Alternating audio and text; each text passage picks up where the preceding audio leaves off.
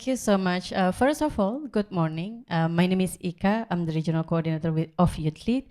Thank you so much for making your time to come to our launch of the strategic plan. It is with a great excitement and pride that I say this is the very first coming together of the 3 youth organizations in this region, having one strategic plan. So over the past years, as Sangeet said earlier, we have taken a deep and honest look into where we are, where the youth issue are, and also where we need to go and how we get there together as the youth organization. It's not only one single organization. So through the consultation with our communities, stakeholder, and also partner, and reflection within our own team, we have built a roadmap that is inclusive and grounded in our shared values. So this is strategy, I would say it's not only a document, but it's a commitment. A commitment to center the young key population and young people and ensure that the most impacted are the ones driving the change. A commitment to accountability, not only to our donors, but the people we serve. A commitment to equity, ensuring that no one is left behind. And also a commitment to courage, to innovative, and to speak up, and to act even when it's hard, like today. Our priorities in this plan reflect the realities that we face, like rising inequalities, shifting the funding landscape, shrinking civic space, and also the urgent need to reimagine our system in a way that is just and sustainable. We know that these plans don't create change in this time, but people do. So we believe that when we move together as a communities, we can build the better future for all of the young people. I think that's all from my side. Thank you so much. Over to you, Jeremy. Thank you. So really, thanks Tony, Ika, and also Sangeet for their inspirational remark and point out that how important for us to have this strategic plan, especially in such a difficult time. So next, what we're gonna do is I'm just gonna cut to the chase and jump right to the presentation of the strategic plan. So the first speaker that gonna talk about the strategic plan is I'm gonna invite Ika back. So Ika will tell us about the background, like a more in-depth information about the background and also the process, how we develop the document. So may I ask colleagues help us to project the document on the screen? Yep. So just wait for a minute and then we're gonna start soon.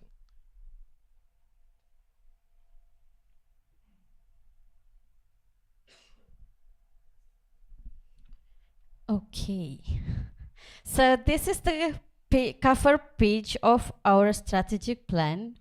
I know it's a bit like too bright, but we did this in the very short time within our own team because we don't have funding as always. That's why we need to design our document by ourselves. Next slide, please. So background. When we talk about the global response of the HIV, in 2010, as the global response to HIV was geared toward the key population for effective target intervention to address those most vulnerable to the HIV and to curb the epidemic. Since then, 95% of the young key population has always been part of this program because 95% of the new HIV infection young key population, especially from young people who use drug, young sex worker, young MSM, who else? Young drug user, yeah, and also young transgender. And the UN partner and also donor agency have been supporting the Yankee population movement since then. But the greatest work, it's done by the Yankee population itself. It, yeah, the Asia Pacific region has witnessed a vibrant youth movement within the region and also the national level. In the region, we have like 3 organizations like Youth Lead, Youth Voices Can, and also YKP since like many years ago. And we built the next slide. Shh. Sorry, next slide. No, before, back. Next.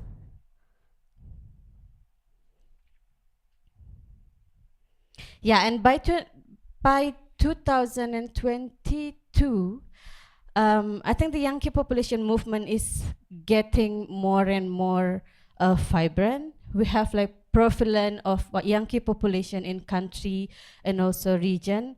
More and more youth-led organizations have been developed, established, and also, yeah, young people, they've been engaged in the several space and also decision making. And yeah, a strong representation of Asia Pacific, YKP in the region and global also. And as you can see, now is like we have unified and stronger Yankee population constitution in the region. But despite of all of this achievement, we're still facing like a lot of issue within the young youth-led organization and also Yankee population. For example, like we youth-led organization, we often don't get funding like from government or donors.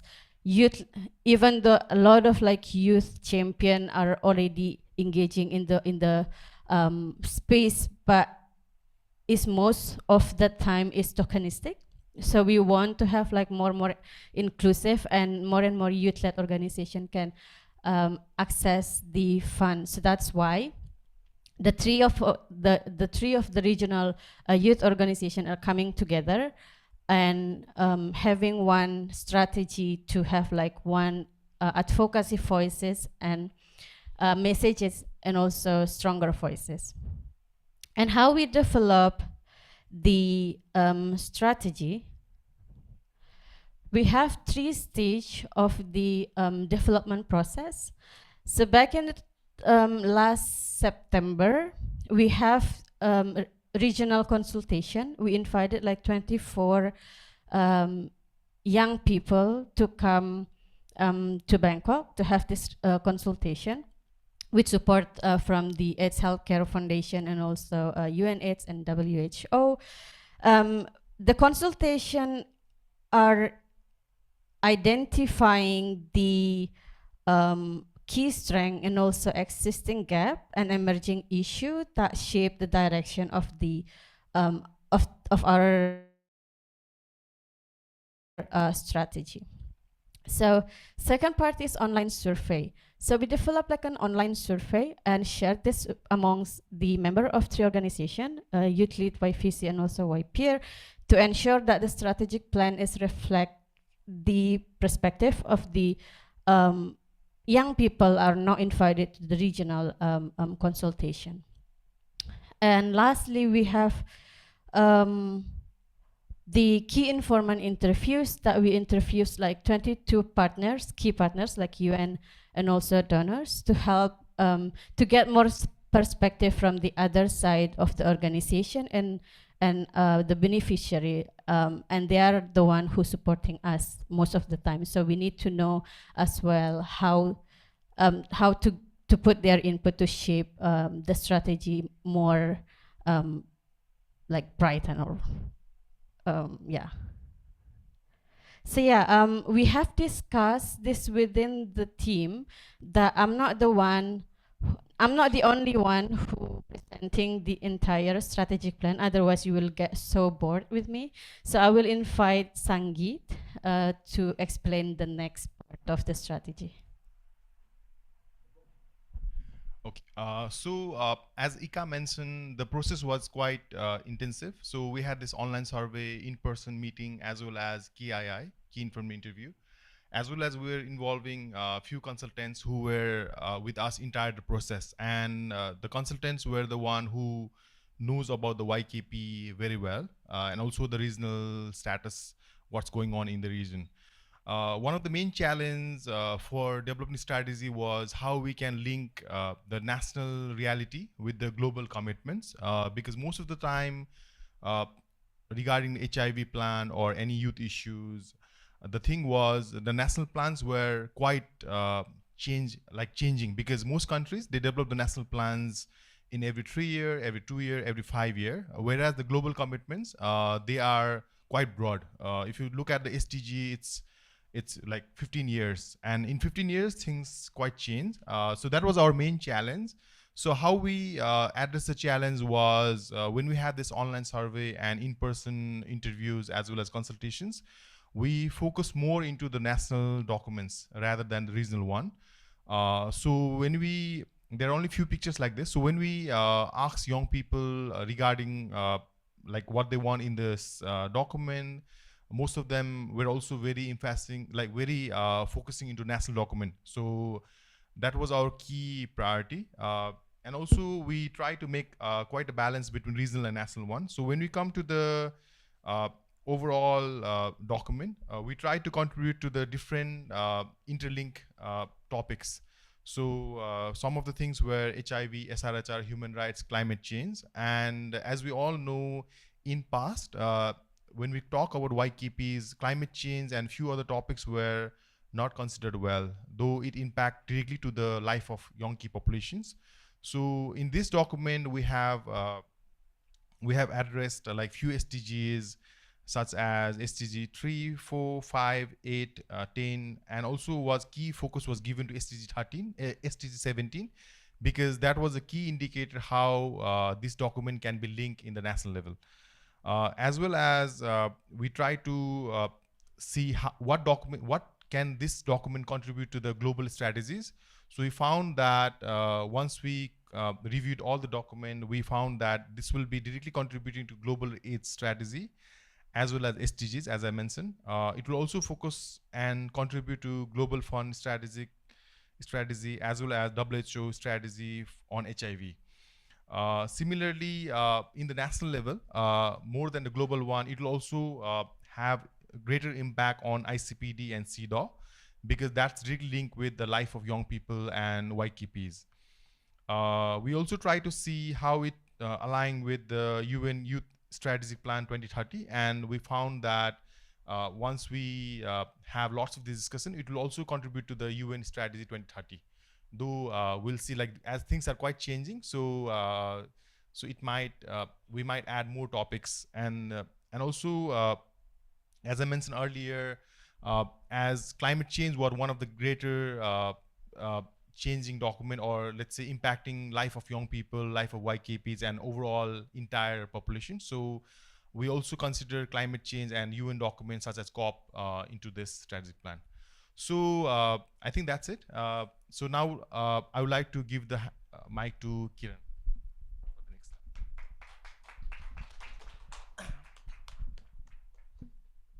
step. Thank you, Songit Dai. Hello, everyone. Once again, and namaste. It's me, Kiran, and I'm from Nepal. So, for today, I'll be doing the strategic priorities that the priority number one, diverse funding sources. So, before I begin, I would like to briefly highlight that this presentation outlines a strategic plan focused on diversifying funding sources from youth lead. For youth lead. It reflects our vision for long-term sustainability, youth ownership, and impact-driven growth. With that, let's get into the key strategies. Can you change the slide?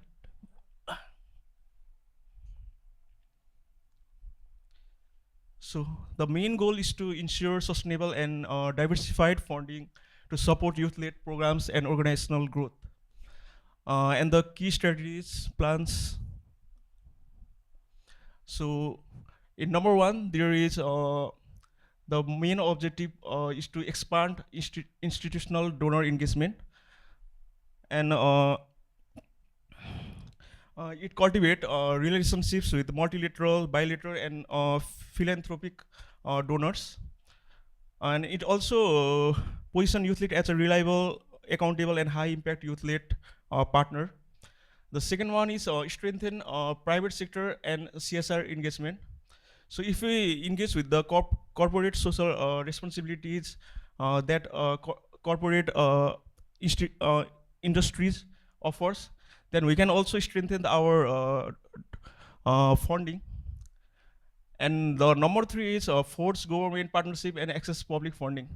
As donor funding is decreasing, we can also look up to the government partnerships and also access public funding. In the country like Nepal, we are mobilizing the domestic resources that mainly focuses on the awareness among the YKPs. So we can also go through the government partnership. And the number fourth is build internal resource mobilization system. If we can't do the if we can't get the funding from other sources, we can also mobilize through internal resources. Also, we can strengthen our proposal writing. Yeah, yeah. Another slides. Okay, so the main focus area is to donor mapping, fundraising toolkit, giving campaign. This includes the mapping of donor, what kinds of donor will be beneficial to the youth lead for the project implementation. We should also look up to the policies that meet with the donor objectives. Another is apply to new donors, join consortia. Just like we joining YPR, YBC, and youth lead as a as here as a showing this strategic plan to you. We also can write proposal with joint consortium with them too, yeah, or other any organization. Another is CSR partnerships and co-mandate. Yes, we can also look up to the industries who provide the corporate social responsibility funding to us. And another is the launch internal fund strategy review. This also includes the strategizing ourselves as writing the proposal or showcasing our what can we do and build up a nice objective. So another. So the core strategic approaches can be the diversification. We should not only be more focused on the global funds, but also with other partners.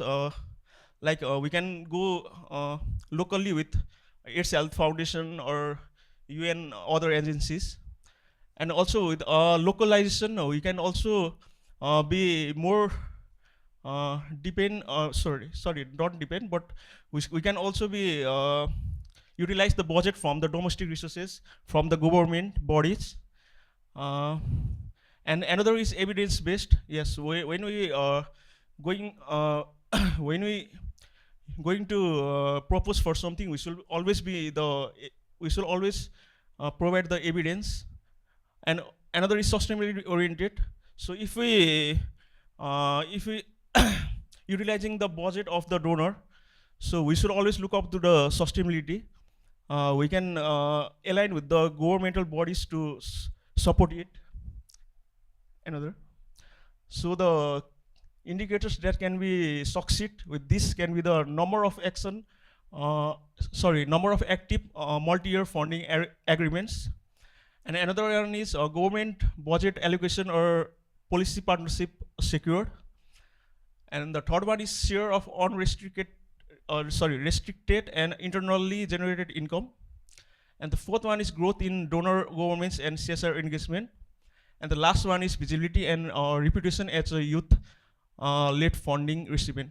So to sum up all of this, we should the main motive of to find the donor is not only we should be more depend on to the global fund, because global fund is funding is decreasing day by day. So we should always look up to another fund donors too. So that's me. Okay. Just from here? Yeah, you can do it here or there. Okay. So, okay, I'll just go there. Okay. Okay, so the second one is digital health advocacy. As you might be familiar, we're living in this age of AI and technology and all this. It could lead to a dystopia. It could work in our favor. So we would like to make sure that young people are equipped with the best knowledge and all the benefits of digital health. So there are three main things that we want to see first, that our three organizations do. So first one is generating evidence to develop tools, guidelines, and trainings for young people to safely navigate digital health and effective use of AI.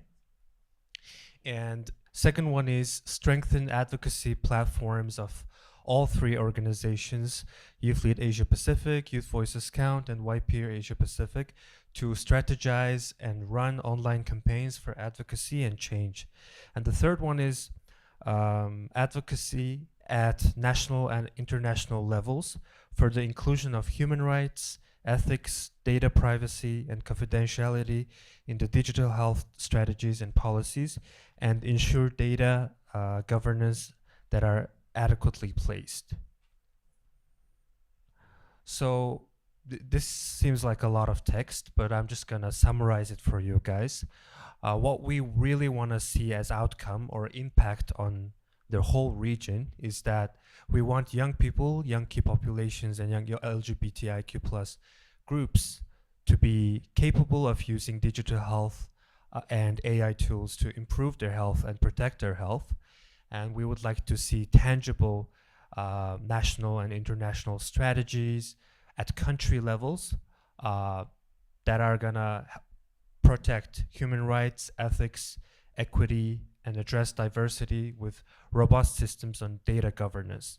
And we listed a lot of steps that we need to do and a lot of outputs, like what we really want to see as evidence, what we want to see as strategies, and it can be accessed on our strategic plan if you're interested. So I'm gonna pass it on to our next board member for the next part. You can do it. Yeah. Hello, everyone. Yeah, right. Allow me to present one of the integral part of these strategies, which is the enabling environment. Enabling environment is a very important and crucial part of this plan, because as we also gear towards the response on young people, we should not forget about contextualizing in a human rights-based approach.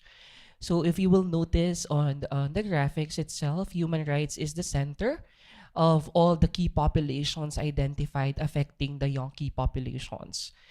You will also notice that there are some intersectionalities among young people who are also part of the different key populations. So for example, adolescent living with HIV, if you will contextualize it, there's already a stigma and discrimination for young people, and another layer of stigma and discrimination when the young people is living with HIV. So technically, it's a double whammy scenario.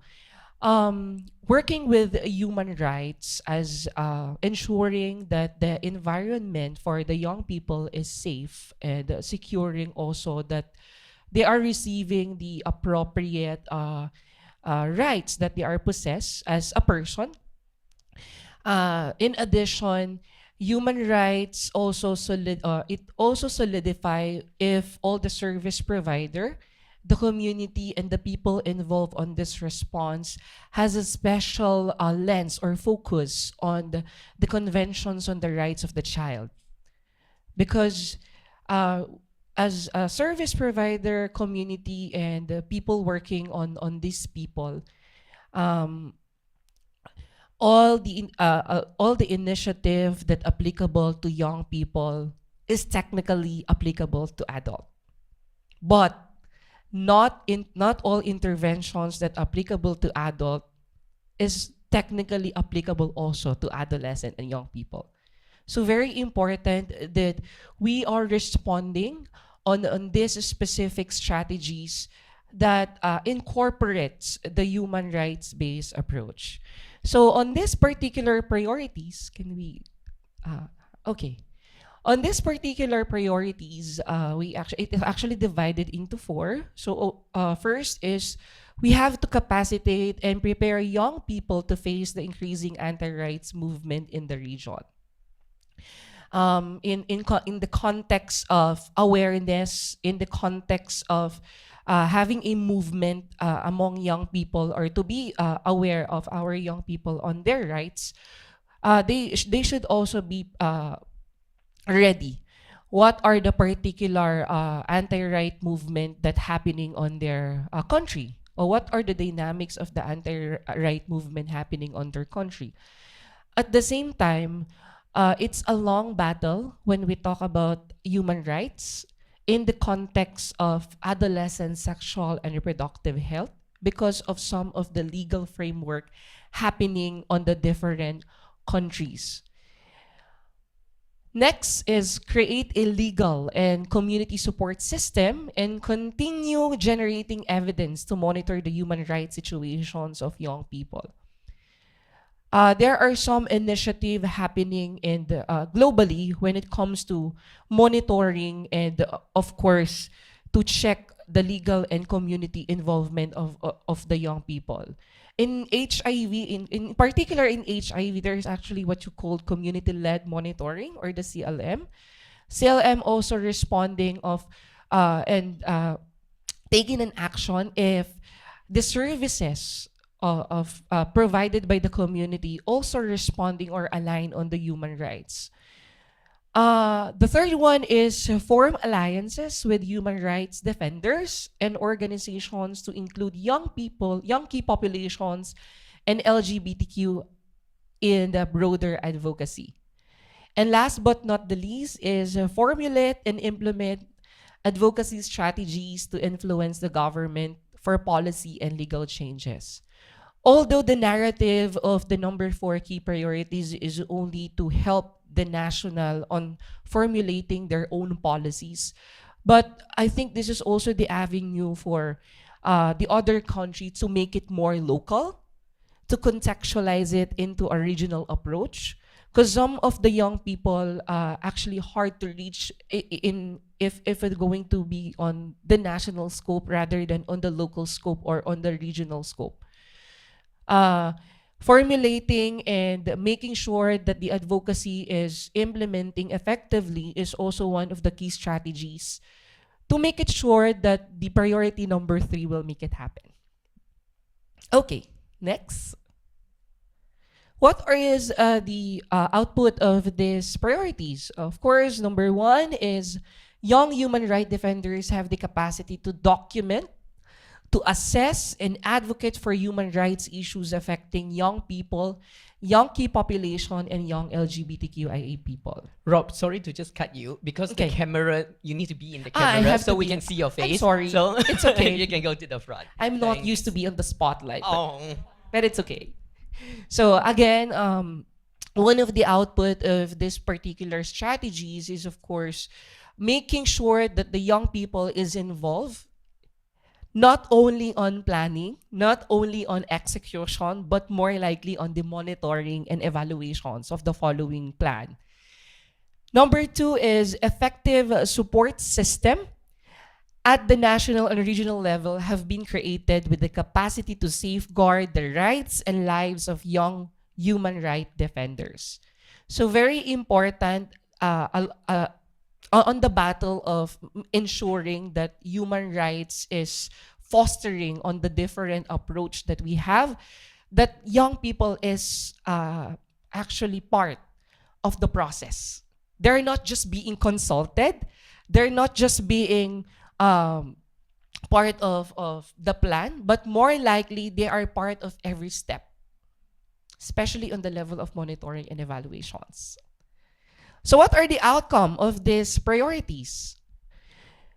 To make sure that we form an alliance with the human rights organization that being established to document issues, protect and promote the rights of young key population and young LGBTQIA plus people, as well to build the capacity of young human rights defender. I would like to add up on this particular outcome, like what I've mentioned yesterday, that we should not only focusing doing an awareness for the young people on their human rights. They are the right holders, right? But more likely, we need to sensitize the duty bearers. What are the following rights that these young people should attain? And by doing that sensitization for the duty bearers, we will make sure that this is not only for young people, or that this strategy is not only beneficial for young people, but more likely for the duty bearers protecting the young people. And last but not the least is enabling national policies, laws, and government programs that being formulated by the government to cater to the unique needs of young key population and young LGBT people. We should also remember the dynamics and consider the dynamics of every young people that we've facing and providing services, especially the intersectionalities of young people. Young MSM is totally different from young transgender women. And young transgender women living with HIV has a specific need that maybe other cadre or other cohorts of young people don't need and prioritize. So we should tailor fit every initiative and every movement that we'll be doing when we talk about human rights on this particular strategic priorities of our plan. With that, I'll hand it over the microphone to my to the next board member who will discuss the youth leadership. Okay, now I will present about you. Oh, really?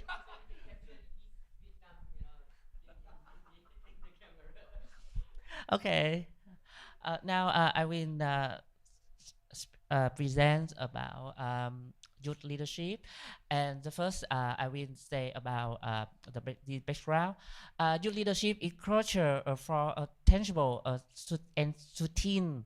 Youth lead response is a consistent process where the leadership is the transfer from one generation to another. When youth leaders are well equipped with skill and knowledge about intersectional youth issue, they can effectively address the diverse barriers and challenges that prevent young people from accessing their right.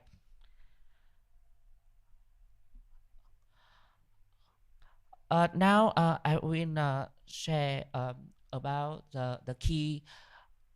The first, the number one is expect youth leadership program to improve cross-casting issue. Across Vietnam have much and regional youth leadership program often focus on single issue, just HIV or climate or justice, but realize it's that simple.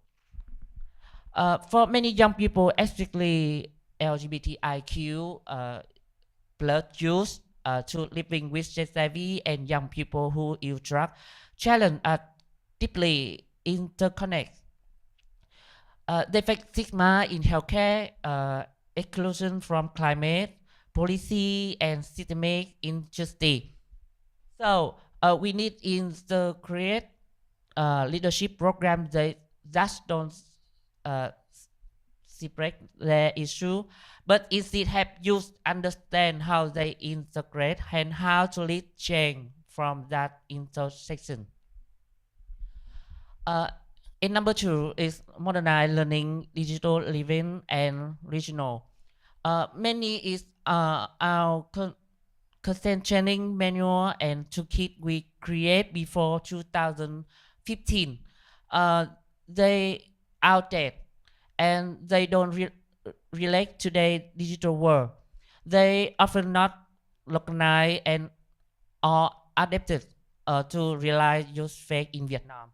Meanwhile, young people are online every day, but we still don't have a dedicated digital leadership hub for YKP in Vietnam. So it's time to refresh our material, approach digital tool, and foster cross-country learning. In Thailand, if for instance, has strong resource like youth lead, but they don't analyze it where, and let's change that. And number 3, change youth lead group with funding and capacity building. Across Vietnam, we see passionate youth lead organizations, CBO, social enterprise, doing meaningful work. But many are struggling. Why? Lack of funding, limited capacity in planning, reporting, and communication. And current grant system are too complex and hard to access. So we need to supply grant, offer small flex funding, and create a general use-friendly portal where young leaders can access funding opportunity, training, and tools.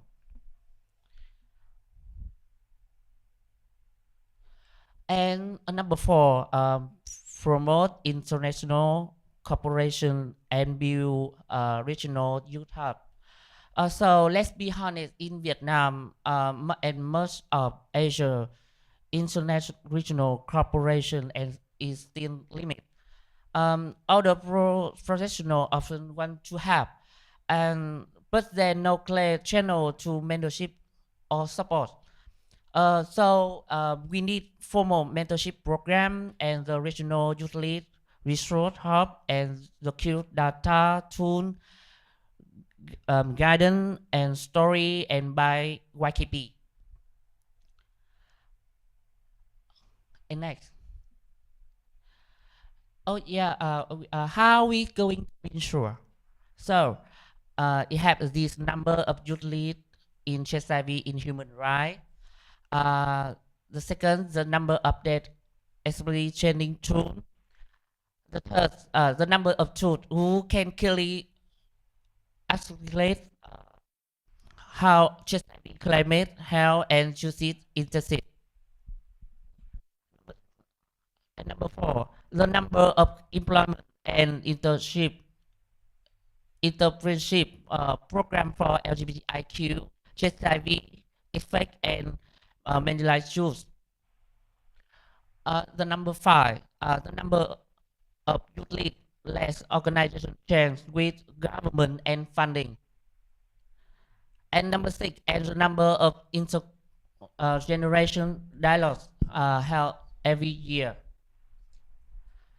So I live with this message. Just youth, invest in youth, less youth in just have a voice, but have the power to lead. Because when you lead, of our future become more youth inclusive, and I'm done. Thank you, Ajana from Vietnam, and I'm also from Vietnam, another voice in Vietnam. Yes, and my topic is I have to discussion for all of you today is access to services. I have the 4 things that I want to be share. From the first, that is the scale of the youth friendly house service. You know, in Vietnam, Few months ago, they have one situation that is the young man.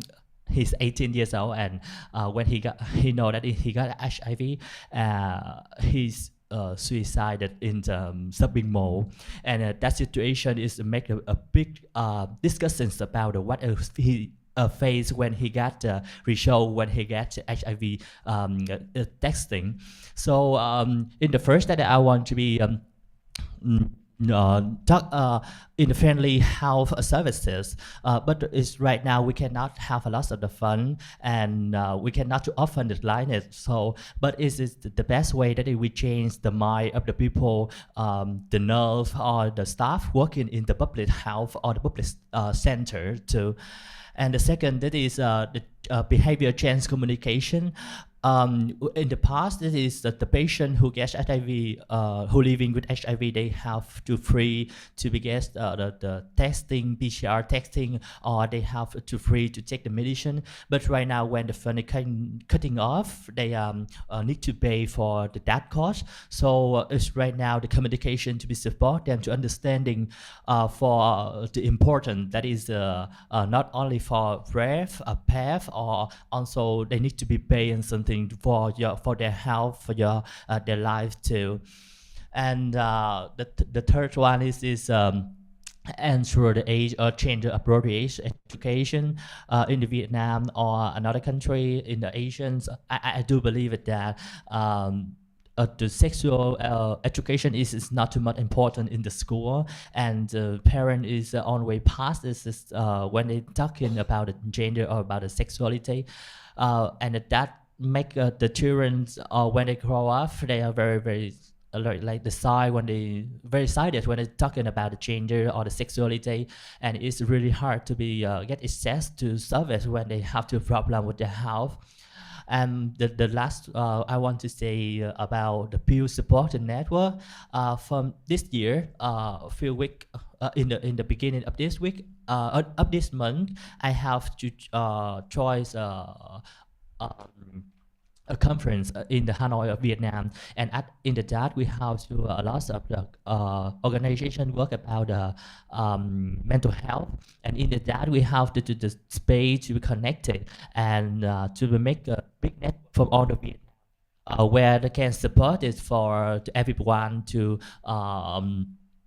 have a problem with their mental health. So we build a support and network, and that is not only from Vietnam and also from the Asian, that is can make too easily for everyone can get access to the services, not only for HIV, not only for mental health, for everything can support for the young people in the Southeast Asia. I think it's one of the purpose the youth lead want to do. And the last, I want the final thing. This is really will be shared with all of you. Hello, thank you. Yeah, based on the time limits, we just need to.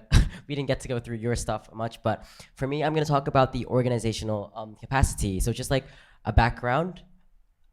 Okay, yeah. So I guess like as I mentioned earlier, in terms of how youth networks are, we are in a very like ever-changing nature because of members aging, and also currently the political landscape is tougher for all of us to kind of navigate, and that's why we're collaborating.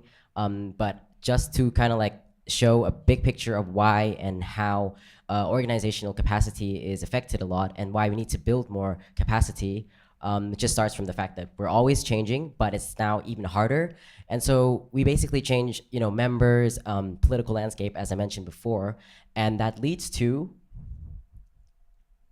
that leads to, as you know, funding cuts have been happening everywhere. Staffs have been cut down, like some of them had to leave the organization. Salary from working for these organizations have been cut down 50% sometimes. And that's also related to how we can implement or work on our projects. So stuff we have long-term plans for before are cut down, canceled, or pretty much on hold. For some of my projects in my own personal organization, which is also a youth-led one, I was supposed to have an exhibition based on my research, but all of that has been gone just because since Trump came to the office, everything's just changed. And that's why if we can't rely on the outside sources of how to implement our projects, we have to focus on within our organization. So what we can do to utilize the most out of the least resources that we have. Okay, so to do that, we have 5 steps that we plan for organizational capacity. So firstly, to embed a robust internal system culture and accountability to build resilience. And what that means is for the networks to regularly, within their own networks, do an assessment to check what's been doing well, what's been the struggles, and not just within their own organization, but between the networks in their own organization. People just share information on what's been working and what's been not working to kind of like collaborate and see how we can assist each other. And that also relates to the second part, which is to facilitate cross-network like learning on governance, transitions, and knowledge transfer. So it's very hard sometimes when the organization needs to always be on the nature of lots of changes and stuff going on with all the variants that you can't exactly place on forever. So that's why sometimes we need to kind of like teach the members and the organizations on how you can transfer these knowledges, these process, so that the next generation who comes in will be able to smoothly get these information and work forward from that without much struggles. And also, this is also to learn the strength and weaknesses of each organization to collaborate and build up on what either is lacking or what to build on different parts of their organization. And I guess I already skipped that part, but I mean, I already talked about it, which is the smooth leadership, handovers, and documentation practices. It's very important as well to kind of have a data collection of what's been going right, what's been going wrong for each organization. So when we transfer this knowledge to the new leaders who will be replacing the old ones, I don't want to use that term, but the aging ones, I don't know if that's better, but the new ones, the newer generations, to be able to take over more smoothly, and also be like, not like controlling them, like let's say the older generation, not controlling the younger ones, but kind of like giving them the access, the resources that they need to be able to function on their own easier. And with the struggles the older generation face, they will be able to overcome it easier by having a guide on, okay, that happened to the generation before, I can work on this based on that. Not like a guideline to kind of like force them to do it, but to help them more like. And fourth is I'd just say fourth and fifth are kind of like similar in a way. But fourth, I guess, which is the grow and engage membership, focuses more on expanding the memberships of the youth leaders to kind of like empower them to have their voices to speak, and to let everybody know what they need help with and what they need assistance with. Not like help per se, but sometimes somebody in their community will know the best what sort of help they need. And sometimes people don't know what they need when they don't get to share. So that's very important to grow and have more members, so we take in more information on what needs to be addressed and not overlooked. And that comes with the fifth part, which is engagement with partners like UN, like agencies, governments, and donors in civil society, to kind of like branch out the support that these organizations will be able to help and support the youth who are more overlooked. And I guess like this is just because I've spoke really fast. I'd say I think that I feel like some people who have like higher power or like the higher like authority or resources, sometimes they want to help the youth, but they don't know what they can help with or how they can help with. This is just like not even, let's say like not even the governments or UN or something, but let's say my teachers at school, they know I'm struggling with like having my ADHD, and they don't really understand. In Thailand, the system doesn't really take into account mental health is one thing. I have depression as well, but neurodiversity is very overlooked. So I just seem like lazy for some subjects, but some subjects I can do really well. So that's why the teacher sometimes wants to help, but they don't know how, they don't know what stuff I need. And to also equip those, let's say comparable to the UN agencies, the government, to know what we need, the youth needs, would be very important as well, to be able to overcome like challenges and to build like an organization capacity inside and outside of our organization. So pretty much just to sum up, what all of my team members have been saying. So to like, as a strategic plan for all of 3 organizations that we're in collaboration with our network. So we have like 6 steps, which is diverse funding sources to kind of like find funds outside of the main funds that we have, that so that we can survive when one fund just couldn't go through. And for the second one, it's digital health advocacy. So using the tools of the technology that we have nowadays to kind of like navigate and assist the youth, not just to make brain rot videos, but to actually help the youth navigate through that. And then for the third part, enabling environment. So it's kind of related to what I've just been saying as well. For the youth to grow, they need to be in a safe space, be in a space where they can speak without feeling like, you know, something's in control or their voice is kind of muffled. So having them have a dialogue with the people who are of like higher power or authority would give them like a more equal ground to speak their thoughts and voice their needs. And for youth leadership, is similar to what I've kind of just been saying, kind of like empowering the youth as well to take initiative and know what rights they have. And 5, access to service, which is a big issue with youth, especially the populations that are key populations in a lot of countries, because services are not so accessible. The youth don't know about these services already. They don't know about their rights. And so to kind of like gain access to those services, they need to know their rights, and they need to know that those services exist, and those services needs to exist in the first place as well to help. And for the 6, I kind of just need to wrap up that, like, basically to strengthen the process and how we do things within their own organization for visibility, accountability as well, and to kind of like find a way to survive, just so that when things don't, like one thing don't work out, and help each other build on from the strength and work on the weaknesses that each other have. And pretty much that's the strategy for our 3 organizations in collaboration with each other. And thank you for the really long presentation, and for all my team members as well for giving that. So I'm passing it to Tony now. Thank you. Thank you so much, Rudy. All right, so we've just heard all of our strategic priorities for the next few years. And we now come to monitoring and evaluation. Most of us, or if I may say all of us, already know the complexities of monitoring and evaluation. So basically, what we're going to do as the 3 networks is we're going to use the strategic plan as a guiding document for all the projects and programs that we're going to do, making sure that all of them are aligned with whatever we plan to achieve in the strategic plan.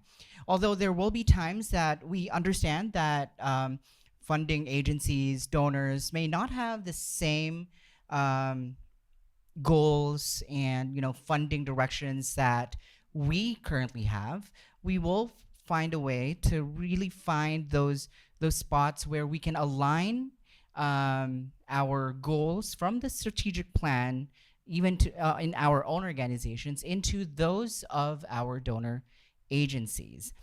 And secondly, we're going to do annual cost projections so that we may be able to forecast what needs to be funded and what needs priority, right?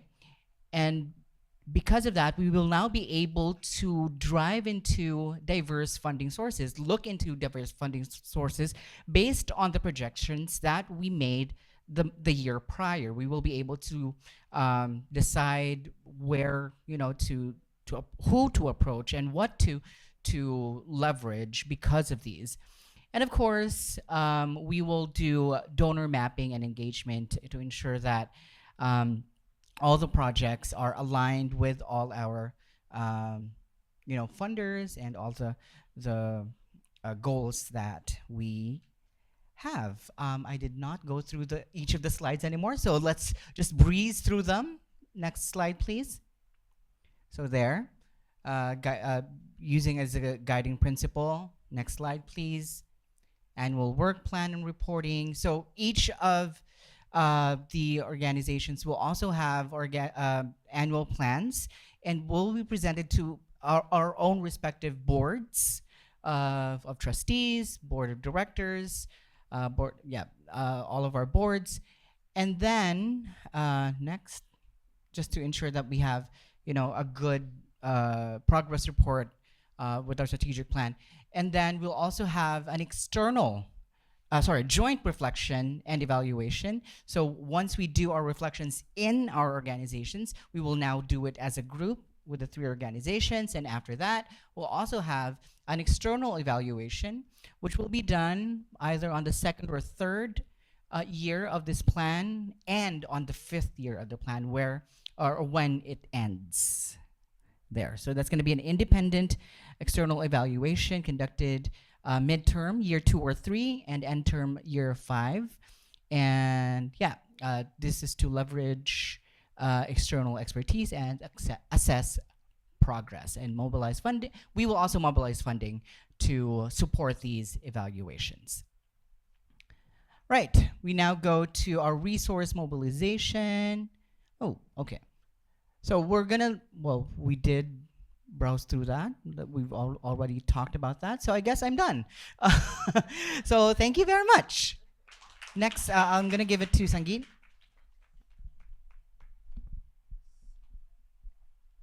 So, regarding our stakeholders, the next one. Okay, so when we were doing this document, we actually divided our partners, our stakeholders into 4 different parts. So there were government one. So we take government as a key partner for the overall implementation and overall advocacy for the document, because we found that, as I mentioned earlier, we found that each government have their own priorities, and we are taking it as a center of the document, so that each country can advocate and implement this document in their own way. The second partner, which we thought was the technical partners, mostly the UN agencies as well as institute organizations, NGOs and INGOs. We also thought of different academic institutions, because this was the missing part in most of our previous engagement. So we do engage with government, we do engage with UN agencies, but one of our lackings for both all the 3 organizations as well as the national organizations where we're consulting was we're actually lacking behind academics, and during the COVID, as well as when we're working on the mental health aspects, they were the one who were progressing quite a bit in terms of new research, new documents, as well as new funding sources. So we thought of having academic in this one as well. The third partner, or the third group, which we thought was civil society organizations, and this is the one where most of us in the room are here. So we thought that civil society organizations are also the key partners while engaging and while implementing this document. The fourth organization, which we thought was the funding agencies, and this time we also thought beyond the traditional funding partners. We thought of different private sectors, such as also medical companies, and more on this one. And the one which we thought, which we haven't mentioned in the slide, was also the company who focus on to new technology, AI and more. So we thought that now, as things have changed and we have targeted 2030 as the ending of this document, so we think that AI will be one of the key component. The company who work on AI, the partners, even the medical companies, and everyone who is working and involving with AI will be one of our key partner for the overall process. And thank you. So I'll pass to Jeremy. Thank you, Zangi. Please give a big round of applause to all the speakers who have, really give us a very in-depth, explanation and also overview of what is actually the strategic plan. So now